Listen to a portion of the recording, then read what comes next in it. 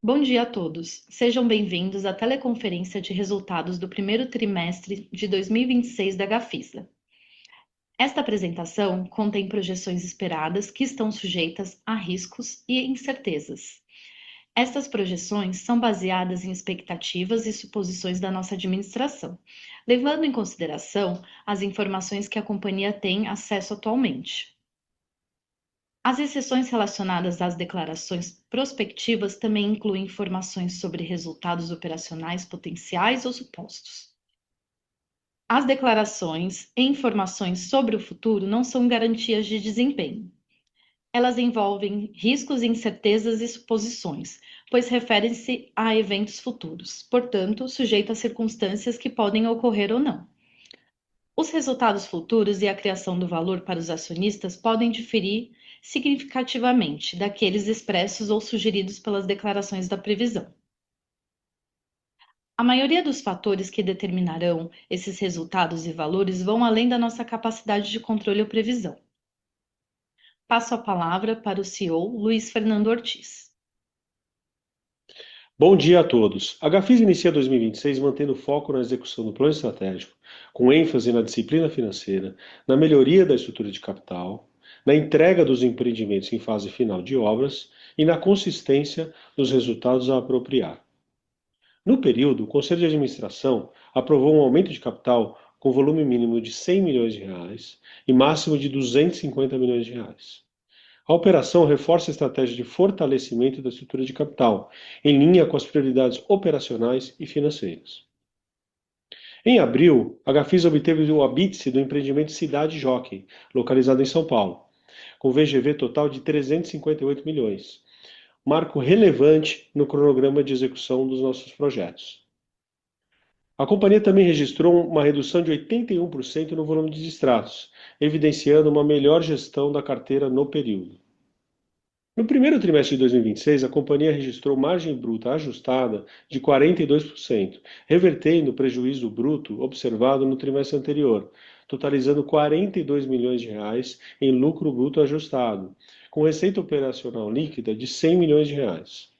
A eficiência operacional avançou com redução de 21% nas despesas de E&A na comparação com o quarto trimestre de 25, refletindo medidas estruturais de controle de custos e racionalização da operação, evidenciando ganhos de eficiência administrativa.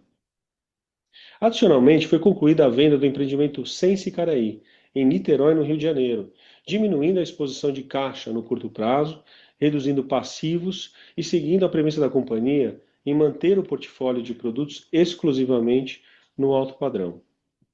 A consistência na margem a apropriar de 30%, em linha com o trimestre anterior, reflete a estabilidade na gestão dos projetos do nosso portfólio e, principalmente, a escolha do posicionamento da companhia nos produtos de alto padrão, que tendem a serem menos impactados por oscilações na economia.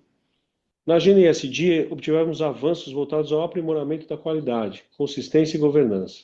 Destacam-se a evolução da avaliação de aderência às normas internacionais de reporte e sustentabilidade e a verificação independente do inventário de emissões de gases de efeito estufa pelo segundo ano consecutivo. A Gafisa reafirma seu compromisso com a disciplina financeira, com a transparência e a criação de valor sustentável, agradecendo a confiança e comprometimento de seus acionistas, colaboradores, parceiros e demais stakeholders. Passo agora a palavra para Federico Kessler, vice-presidente da Gafisa. Obrigado, Ortiz, e bom dia a todos. Passando para o desempenho operacional, após o encerramento do trimestre, obtivemos o habite do Cidade Jockey, localizado em São Paulo, totalizando um VGV de 358 milhões e com 92% das unidades vendidas. O Cidade Jockey é um projeto de identidade autoral e elegância desenvolvido pelo escritório internacional Gensler em parceria com a ZIM. Destaca-se pelas 3 torres com fachadas sinuosas e design marcante. Com mais de 2.500 metros de áreas de lazer, o empreendimento oferece experiência completa de bem-estar.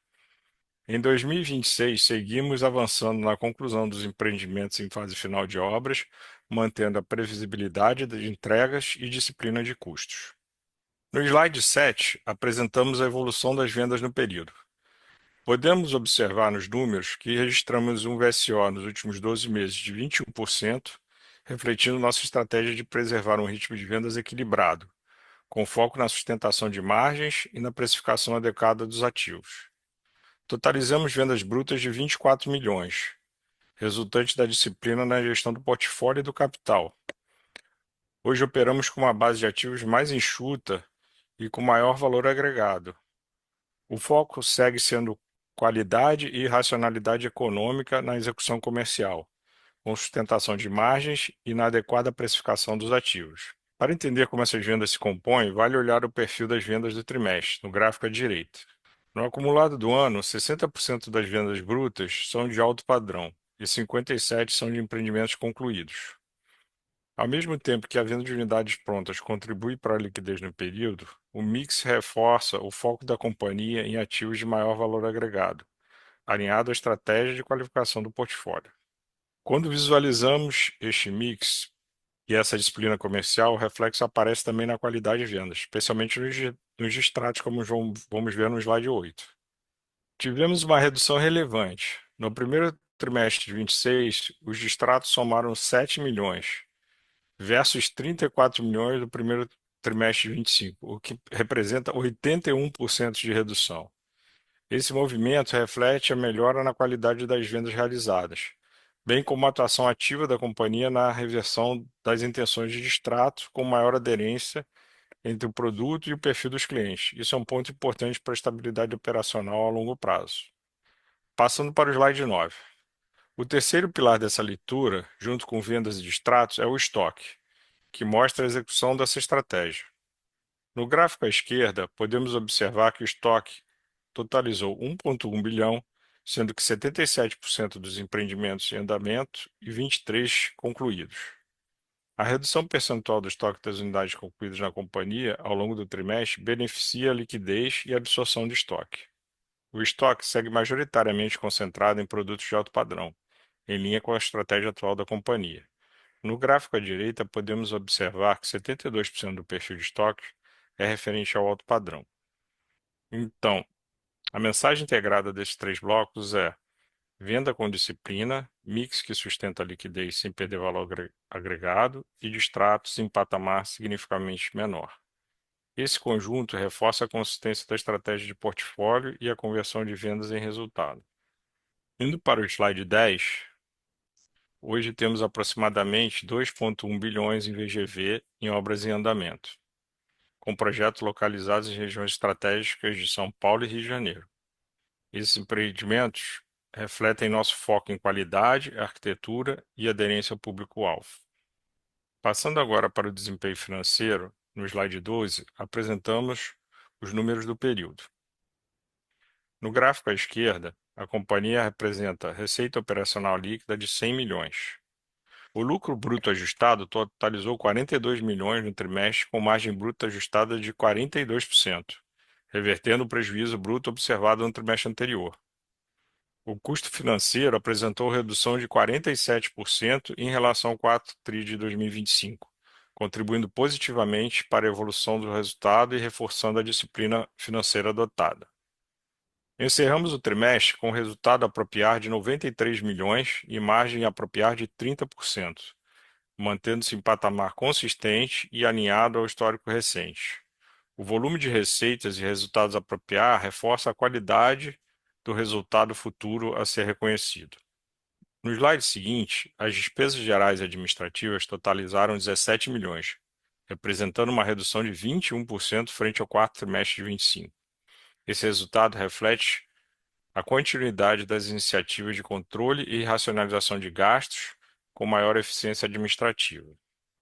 No slide 14, encerramos o trimestre com dívida líquida de 1,3 bilhão e dívida total de 1,6 bilhão, mantendo relativa estabilidade na comparação trimestral. Seguimos focados na gestão da liquidez e no alinhamento do perfil da dívida à geração de caixa dos empreendimentos. Até dezembro, a companhia espera concluir empreendimentos atualmente em fase final de obras, que somam um VGV de aproximadamente 1,7 bilhão, mantendo a estabilidade na comparação trimestral. As entregas previstas ao longo de 26, totaliza um VGV de 1,7 bilhão em empreendimentos finais de obra. Como efeito dos repasses esperados desses projetos, estima-se uma redução de 48% da dívida total da companhia. Adicionalmente, o aumento de capital em curso, combinado com outras iniciativas de amortização, reforça a expectativa de evolução favorável na estrutura de capital da companhia.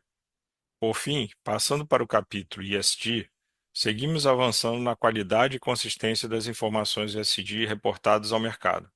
Concluímos a verificação independente do inventário de emissões pelo segundo ano consecutivo e avançamos na aderência às normas internacionais do reporte IRFS S1 e S2, reforçando nossa governança e gestão de riscos. Com isso, encerramos a apresentação e passamos agora à sessão de perguntas e respostas. Muito obrigado.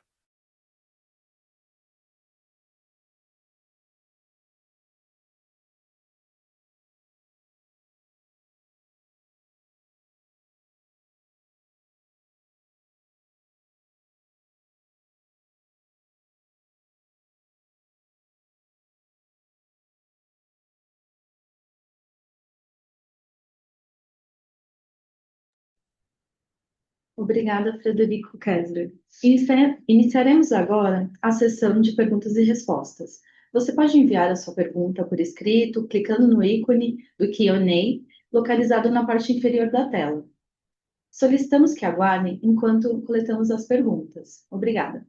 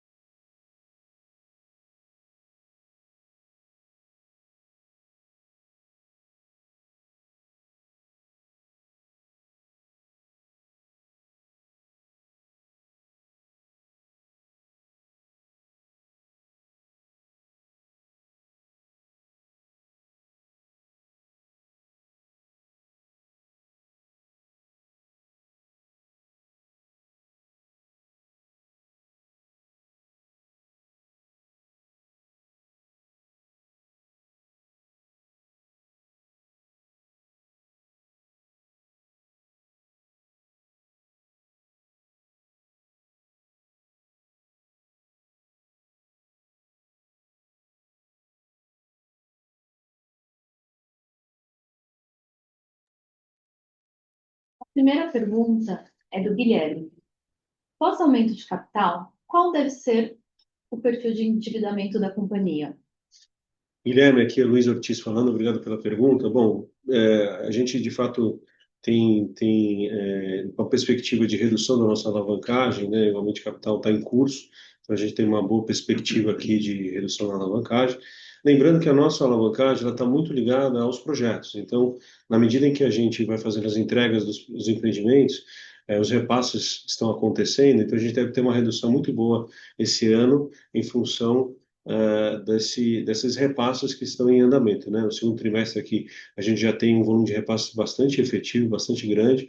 Então, o nosso perfil de dívida está muito relacionado a projetos. Então, à medida que o aumento de capital ele traz uma redução, mais a contribuição com os projetos, a gente tende a ter uma alavancagem bastante reduzida nos próximos trimestres, mirando que esse é talvez o principal foco da companhia, né? Chegar até o final do ano com a entrega de todos esses empreendimentos que estão aqui no portfólio do ano, fazendo uma redução bastante expressiva na nossa alavancagem, para a companhia estar preparada para o crescimento de 2027.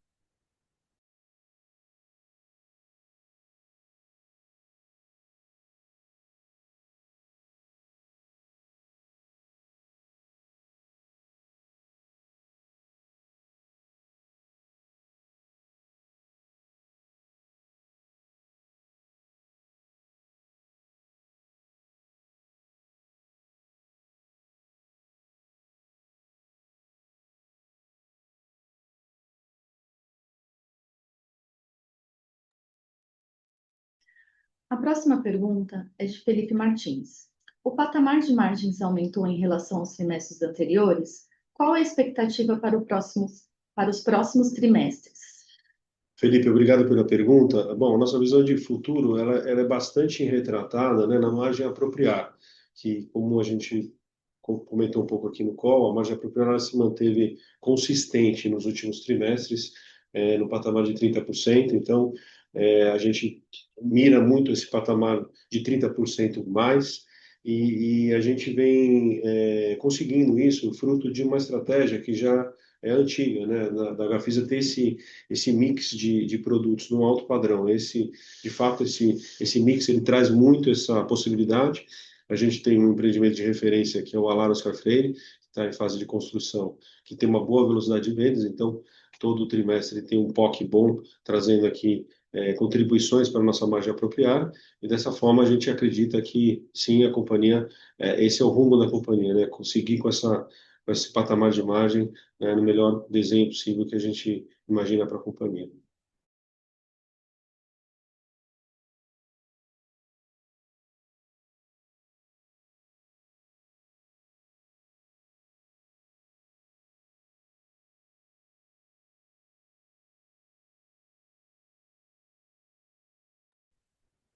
A próxima pergunta é de Matheus Almeida. A pressão de custos em função da guerra pode causar aumento dos custos para a Gafisa? Matheus, obrigado pela pergunta. Olha, a nossa safra de produtos agora em fase de entrega, naturalmente, a curva de suprimentos de insumos e de fornecedores, ela já está negociada, então ela já está, de uma certa forma, travada e blindada para um aumento de custo nesse momento, nessa safra de projetos que nós estamos fazendo a entrega, né? Então, já para o empreendimento mais adiante que nós temos, considerando que é um empreendimento de alto padrão, a gente consegue ainda se proteger bastante de qualquer eventualidade de custos além do INCC, muito em função, como eu já comentei anteriormente, da escolha da companhia em atuar nessa segmentação de alto padrão, que é um segmento em que você consegue, na medida do possível, repassar algum custo extra na ponta da venda, e muitas vezes é possível. Então, isso realmente retrata bastante a nossa escolha, que consideramos bastante assertiva, de estar nessa segmentação de alto padrão, para enfrentar muitas vezes questões pontuais, como a gente está enfrentando agora todo o setor, né? Essa possível pressão de custos, né? Insumos ligados ao petróleo, que a gente tem que monitorar todo trimestre.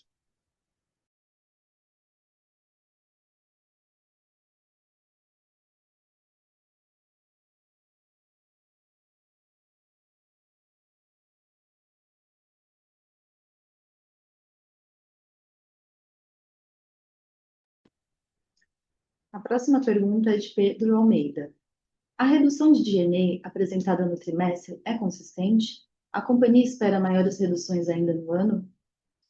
Olha, obrigado pela pergunta. Sim, a redução é parte do nosso plano estratégico, né? Então, nós temos já conseguido, em todos os últimos trimestres, realizar reduções, alguns um pouco mais contundentes do que outros, mas tudo isso faz parte de um plano e essa redução ela é racionalizada.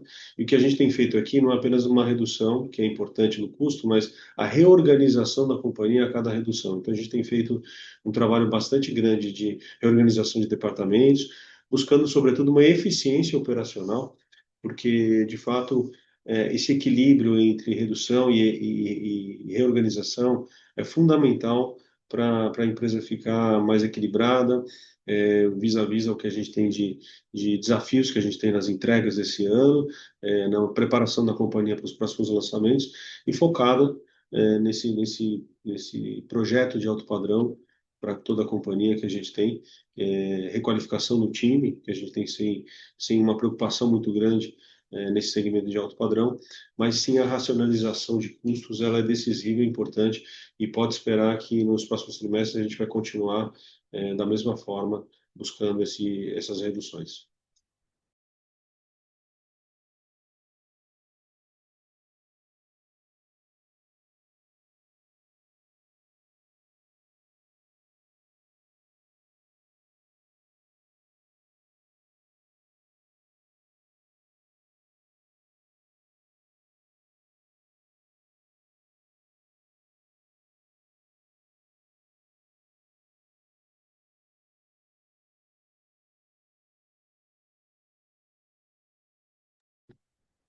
Encerramos agora as perguntas e respostas. Agradecemos a participação de todos. Obrigada.